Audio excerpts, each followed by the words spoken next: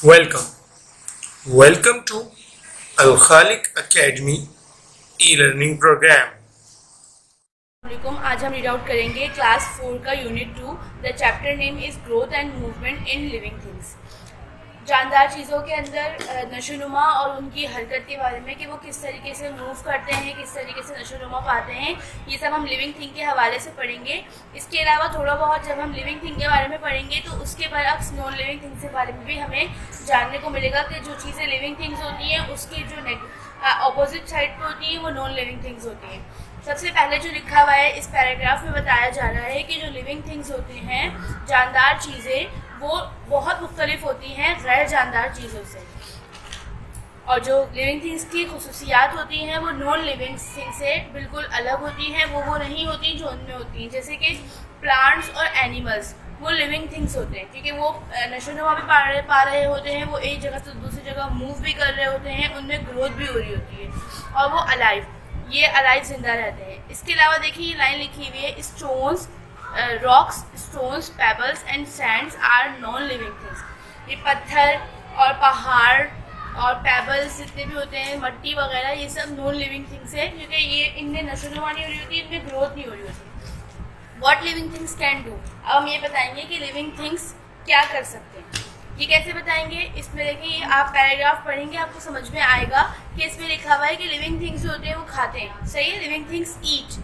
Living things जब खाते हैं तो उनमें लिविंग थिंग्स अभी हमने ऊपर पढ़ा कि दो किस्म के होते हैं। दो किस्म के कौन कौन से होते हैं? पहला होता है प्लांट्स, दूसरा होता है एनिमल्स। तो यहाँ पे बात हो रही है अभी इस टाइम प्लांट्स के हवाले से, एनिमल्स के हवाले से भी होगी, लेकिन अभी हम प्लांट्स के हवाले से बात कर रहे हैं कि प्लांट्स जो हैं वो अपना खाना, अपनी ग़िज़ा खुद तैयार करते हैं। Plants can make their own food. वो अपनी ग़िज़ा किसके ज़रिए? हवा, पानी और सूरज के ज़रिए अपनी ग़िज़ा हासिल कर रहे होते हैं। इसके अलावा जो एनिमल्स होते हैं वो उन प्लांट्स को खा रहे होते हैं, उससे ग़िज़ा हासिल करते हैं, और अदर एनिमल्स और बाकी जो दूसरे एनिमल्स होते हैं उनके ज़रिए वो अपनी ग़िज़ा हासिल कर रहे होते हैं। लिविंग थिंग्स सांस लेते हैं। जाहिर है लिविंग थिंग्स जो होंगे, जो जानदार होती हैं, उनको सांस लेने की ज़रूरत होगी। सांस लेंगे तो उनमें एनर्जी प्रोड्यूस होती है। अब वो जब हवा को जब वो लेंगे अपने अंदर, हवा एब्जॉर्ब करते हैं लिविंग थिंग्स, तो उनमें एनर्जी प्रोड्यूस होगी। इसी तरीके से जैसे वो ऑक्सीजन को, हवा में से ऑक्सीजन को अपनी ग़िज़ा में तब्दील करेंगे तो उनमें भी उनकी बॉडी में एनर्जी फिर से प्रोड्यूस होगी। तो लिविंग थिंग्स को ये एक्टिविटीज़ पूरी दिन में करनी पड़ती है। जैसे कि एक पौधा है, पौधा एक रखा हुआ है, छाँव भी आ रही है, उसके ऊपर हल्की हल्की धूप भी आ रही है, वहाँ हवा भी आ रही है और उसको रेगुलर बेस पे पानी भी मिल रहा है। तो वो अपना साइकिल, जो उसका फोटोसिंथेसिस का प्रोसेस होता है, वो रेगुलर करेगा कि उसको हवा भी मिल रही होगी, उसके पत्ते भी हरे हो रहे होंगे, हर चीज़ उसकी बॉडी में, एक प्लांट की बॉडी में हर चीज़ परफेक्टली चल रही होती है। इसके अलावा कह रहे हैं living things get rid of waste और unwanted things from the body. Living things जो होते हैं, जानदार चीज़ें, भले वो इंसान हो, एनिमल्स हो या प्लांट्स हो, वो अपनी बॉडी में से वेस्ट मटेरियल, जो ख़राब चीज़ मटेरियल होता है, जो हमारी बॉडी को ज़रूरत नहीं देता, वो निकाल देते हैं। क्योंकि ज़ाहिर है जो चीज़ हमें इंपॉर्टेंट होगी वो हमारी बॉडी को लगेगी, जो नहीं होगी वो हमें निकालना ज़रूरी होता है, लाजमी होता है। इसके अलावा जो जानदार चीज़ें होती हैं वो मूव कर सकती हैं, आराम से चल सकती हैं। प्लांट्स जो हैं वो अपने कुछ हिस्सों के ज़रिए मूव करते हैं। अब हिस्से कैसे? जैसे कि आपने रोज़ का वो लगाया, प्लांट लगाया, घर में पौधा लगाया फूल का, अब क्या हुआ, वो बढ़ रहा है, उसकी शाखें निकल रही है। तो वो जो शाखें निकल रही है ना, वो उनके सम पार्ट्स हैं जो वो मूव कर रहे हैं वहीं पर ही, उसी एरिया में। लेकिन जो एनिमल्स होते हैं वो प्लेस टू प्लेस मूव करते हैं, जैसे कि एक जगह से दूसरी जगह पे मूव कर रहे होते हैं। तो ये तरीक़ेकार होते हैं। फिर जब हम नेक्स्ट पेज पर आएंगे तो हम यहाँ पढ़ेंगे, पहला लिखा हुआ है मूवमेंट। मूवमेंट की मीनिंग से हरकत। अब वो कह रहे हैं एनिमल्स में मूवमेंट कैसे होती है, किस किस चीज़ के ज़रिए होती है, हमें ये बताना है। जैसे कि एनिमल्स बहुत सारे किस्म के होते हैं, पानी के जानवर भी होते हैं, हवाई जानवर जो होते हैं, जो हवा में मूव कर रहे होते हैं, कुछ ज़मीन पे चल रहे होते हैं, सरफेस के अलग होते हैं। तो इस तरीके से बता रहे हैं कि तमाम एनिमल्स में मूवमेंट किस किस की मदद से होती है। तो आप देख सकते हैं यहाँ पे डायग्राम्स बनी हुई है, ऊपर लिखा हुआ है animals can move parts of their bodies. Animals की जो एनिमल्स होते हैं वो मूव कर सकते हैं अपनी बॉडीज़ के कुछ पार्ट्स के ज़रिए। जैसे कि अब हम हैं, इंसान है, इंसान चलता है अपने पाँवों के ज़रिए, मूव कर रहा होता है ना, एक जगह से दूसरी जगह अपने पाँवों के जरिए मूव कर रहा होता है, लेकिन उसको हेल्प आउट कौन करता है? उसका ब्रेन उसको हेल्प आउट कर रहा होता है कि भाई तुम्हें अब इस जगह से उठना है या इस जगह से उस जगह जाना है।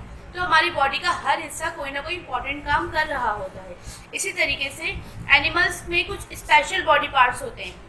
एनिमल्स की बात हो रही है क्योंकि इंसान तो ज़्यादातर सेम ही होते हैं, लेकिन एनिमल्स की बात हो रही है।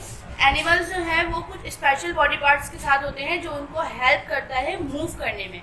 जैसे कि फिश के पास देखिए पर होते हैं, इसके ज़रिए वो पानी में तैर रही होती है, सही है। और इसके अलावा देखिए ये बर्ड्स हैं, बटरफ्लाई और ईगल, इनके पास विंग्स होते हैं, पर, जिसके ज़रिए ये लोग हवा में उड़ रहे होते हैं। इसके अलावा मोस्ट एनिमल्स, कुछ एनिमल्स जो हैं जैसे कि रैबिट है, मंकी है, खरगोश, बंदर या कैंगरू वगैरह, ये अपने लेग्स के ज़रिए, पाँवों के ज़रिए वॉक कर रहे होते हैं, चल रहे होते हैं, होप और फलांग रहे होते हैं, जंप कर रहे होते हैं, उछल रहे होते हैं, क्रॉल कर रहे होते हैं और लैंड कर रहे होते हैं। कहाँ पर? ज़मीन पर, क्योंकि ये ज़मीन के जानवर हैं।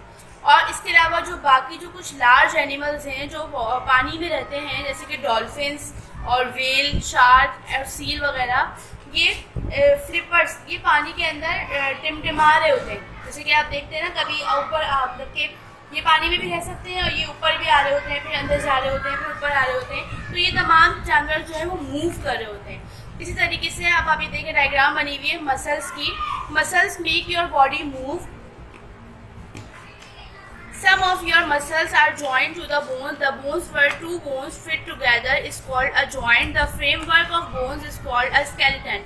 Bones move at the joints. Muscles help the bones to move by becoming short and fat. Muscles के बारे में क्या बता रहे हैं? अब ये मसल्स देखें, यहाँ पे एक्सटेंड आर्म है और कॉन्ट्रैक्टेड आर्म है। यहाँ पे देखें मसल्स, कुछ मसल्स ऐसे होते हैं जो आपकी बॉडी के साथ ज्वाइन होते हैं।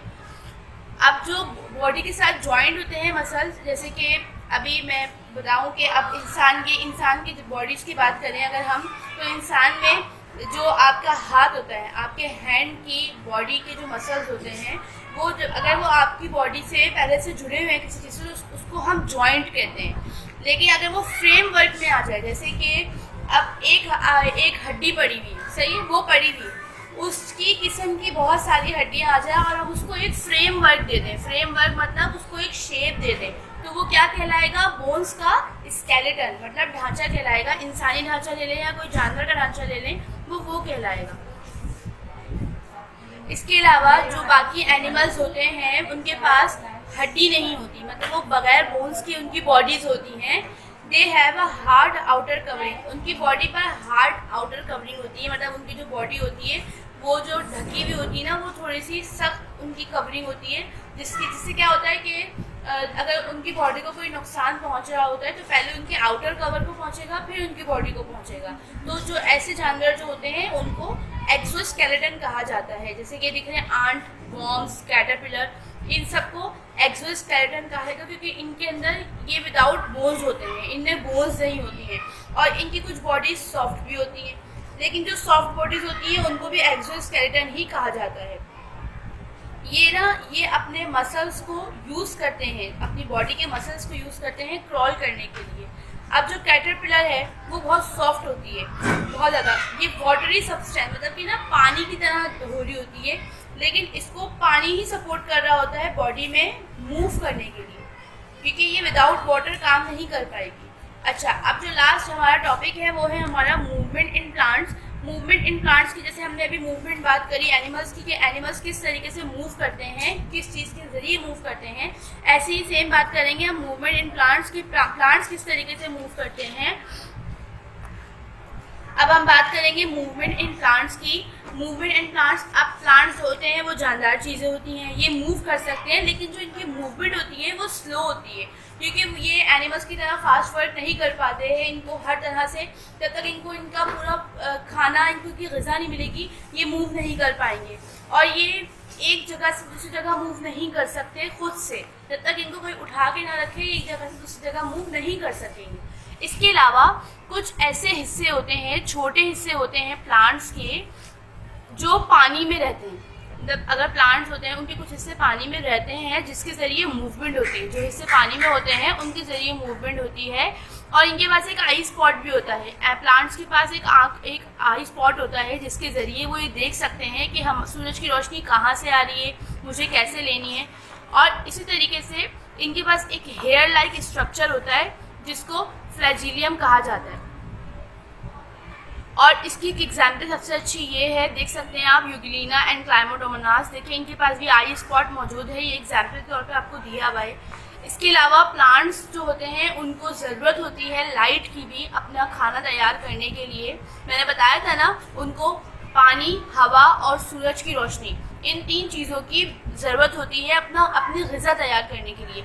अगर उनके पास ये तीनों बिल्कुल सही मिकदार में मिल रहे होंगे रोज़ की रूटीन में, तो वो अपनी मूवमेंट बिल्कुल सही तरीके से कर सकेंगे, अपनी ग्रोथ सही तरीके से कर सकेंगे। लेकिन अगर उन्हें ये तीनों चीज़ें रोज़ नहीं मिल पा रही, कभी मिल रही हैं कभी नहीं मिल रही, तो उनका प्रोसेस थोड़ा स्लो हो जाएगा, लिविंग थिंग्स ग्रो करने का और मूव करने का प्रोसेस थोड़ा स्लो हो जाएगा। अब हम बात करेंगे ग्रोथ इन एनिमल्स के हवाले से। अब एनिमल्स में ग्रोथ कैसे होती है, ये बहुत ही आसान टॉपिक है और ये मैं समझती हूँ ये आपको बिना पढ़े भी समझ में आ जाना चाहिए कि किस तरीके से एनिमल्स में ग्रोथ होती है। आप देख सकते हैं पहले एक अंडा होता है, डायग्राम बनी हुई है, पहले एक अंडा होता है, अंडे में से चूजा निकलता है, चूजा बड़े होकर मुर्गी बनता है या मुर्गा बनता है, सही है। तो ये इस तरीके से ये ग्रोथ यहाँ पे दी हुई है कि एनिमल्स जो है वो लिविंग थिंग्स होते हैं, लेकिन जब तक खाएंगे नहीं तो वो ग्रो नहीं कर पाएंगे। अब जो इंसान होते हैं वो भी एक दिन तक खाना नहीं खाते, अगर ना खाएं कुछ मजबूरी के तहत खाना नहीं खाते, लेकिन सेकंड डे उन्हें भूख लाजमी लगती है, उन्हें खाना चाहिए होता है। तो इस तरीके से प्लांट एनिमल्स की बात की जाए तो एनिमल्स को भी बढ़ने के लिए, बड़ा होने के लिए खाना ज़रूरी है। इसके अलावा एनिमल्स जो हैं उनके पास कुछ स्पेशल ग्रोइंग पॉइंट्स होते हैं, जैसे कि उनकी बॉडी जो होती है वो पूरी बॉडी बढ़ रही होती है अपने पेरेंट्स की तरह। जैसे कि अब इंसान है, इंसान जैसा अब हम अपने पेरेंट्स पे मिलते हैं पर हम पूरी 2 कॉपी अपने पेरेंट्स की तरह नहीं होते, लेकिन एनिमल्स के पास ये प्लस पॉइंट होता है कि जिस तरीके की उनके पेरेंट्स होंगे सेम एज लाइक बड़े होकर वो भी या छोटे में वो भी वैसे अपने माँ बाप की तरह दिख रहे होते हैं। ये उनका प्लस पॉइंट होता है, ये उनके पास ये उनकी स्पेशलिटी है, ग्रोइंग पॉइंट्स उनका ये स्पेशलिटी है कि पेरेंट्स की तरह लुक लाइक होते हैं उनके एनिमल्स भी उनके बच्चे भी। अब इस तरीके से आप लाइफ साइकिल देखें, ये लाइफ साइकिल्स आपको 2 ड्रॉ की हुई हैं, ये आपको पूरा ग्रो बताया हुआ है एनिमल्स का। देखें यहाँ पर पहला जो है आपका एग है, प्लांट्स देखें पत्ते के ऊपर एग रखे हुए, एग क्या बना, लार्वा, प्यूपा, बटरफ्लाई। ये पूरा प्रोसेस जो है ना एक पत्ते के ऊपर चला है तब जाकर एक बटरफ्लाई क्रिएट हुई है। अब आप देख सकते हैं नॉर्मली तमाम बटरफ्लाई सेम ही दिख रही होती हैं, बस उनकी कलर, शेप और साइज डिफरेंट होता है, लेकिन उनकी शक्ल सेम, उनका मतलब लुक्स उनके सेम ही होते हैं। सेम हम बात करेंगे फ्रॉग के हवाले से। पहले फ्रॉग के एग होते हैं, फिर वो टैडपॉल में तब्दील होते हैं, टैडपॉल से वो फ्रॉग में आते हैं। तो सब फ्रॉग सेम ही दिख रहे होते हैं, बस उनकी थोड़ी सी उनकी शेप, वही मैंने बोला शेप, साइज और एज। अगर जैसे कोई एक फ्रॉग है वो 2 मंथ्स का है, एक फ्रॉग 3 मंथ्स का है, तो जो 3 मंथ्स वाला थोड़ा बड़ा दिखेगा, लेकिन उनका फेस कट बिल्कुल सेम ही होता है। इसी तरीके से अब हम बात करेंगे ग्रोथ इन प्लांट्स की। ग्रोथ इन प्लांट्स, अब जिस तरीके से एनिमल्स में ग्रोथ होती है इसी तरीके से प्लांट्स में भी ग्रोथ होती है, जैसे कि life cycle of frog and butterfly, इस तरीके से life cycle of flowering plants.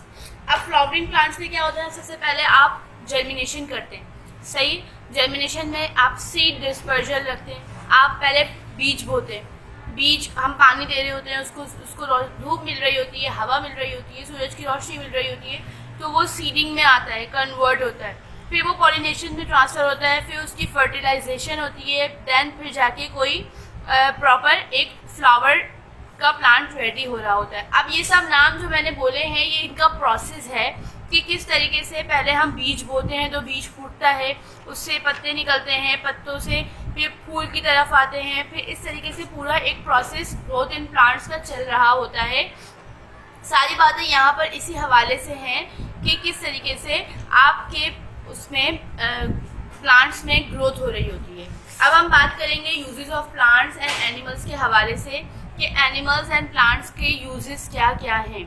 अच्छा, अब बात हुई है ह्यूमंस के बारे में, बात आ रही है अब कि plants and animals are very useful to humans.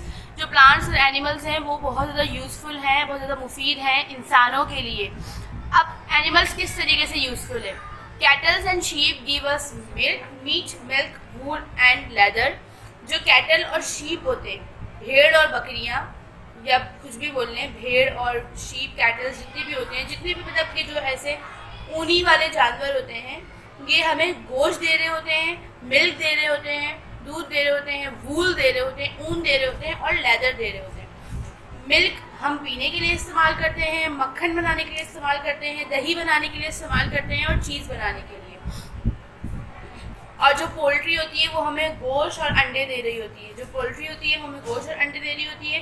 Fish, poultry मतलब हैन, मुर्गी। इसके अलावा फिश जो है वो हमें एक गुड क्वालिटी का मीट दे रही होती है। मछलियाँ हमें एक बहुत अच्छी क्वालिटी का मीट दे रही होती है। शहद की मक्खियाँ हमें शहद दे रही होती हैं और वो फ्लावर्स को पॉलिनेट भी कर रही होती है, मतलब फ्लावर्स से लेकर हमें दे रही होती है। जाहिर है वो फूलों में से रस चूसती हैं तो वो अपना शहद रेडी कर रही होती है। ये सारी बातें ये एनिमल्स के हवाले से है कि एनिमल्स हमें किस तरीके से यूज़फुल हैं। अब बात करेंगे कि प्लांट्स किस तरीके से हमारे लिए यूज़फुल है। अब प्लांट्स में देखें आप, जो खेतों में होता है, जैसे कि गंदम होती है, गंदम से आटा बनता है, आटे से रोटी बनती है, रोटी इंसान खाते हैं। तो ये सारी चीज़ें होती हैं इंपॉर्टेंट। अब देखिए ये दरख्त है, दरख्त लगाया गया था, सालों पुराना दरख्त था, दरख्त काट दी, लकड़ी यूज़ करी, लकड़ी से फर्नीचर बनाई या इन्होंने बोर्ड बनाई। इस तरीके से सेम यहाँ पर देखें, ये कॉटन है, कॉटन कपास लगी, कपास से कपड़ा बना, कपड़े से हम लोग जो कपड़े पहनते हैं वो नॉर्मल कपास। तो ये इस तरीके से प्लांट्स हमें हेल्प आउट कर रहे होते हैं। We get different kinds of fruits and seeds from plants. Some plants stem and root store food which we eat. अब वो कह रहे हैं कि कुछ प्लांट्स, कुछ फ्रूट्स और उनके बीज, कुछ फल और उनके बीज जो होते हैं ना, वो थोड़े डिफरेंट किस्म के होते हैं पौधों के लिए। जैसे कुछ किसी की जिसकी हम जड़ें भी खा रहे होते हैं, जैसे कि जिंजर है, जिंजर खुद एक रूट है, लेकिन हम इसको यूज़ करते हैं, हम इसको खाते हैं क्योंकि ये हमारे लिए इम्पॉर्टेंट है।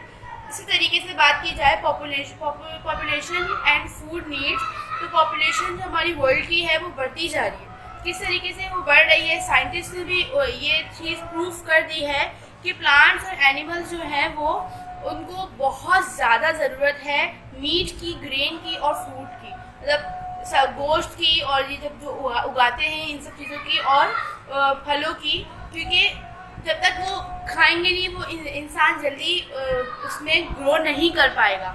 उसको ग्रो करने के लिए ज़्यादा से ज़्यादा और अच्छा खाना खाने की ज़रूरत होती है।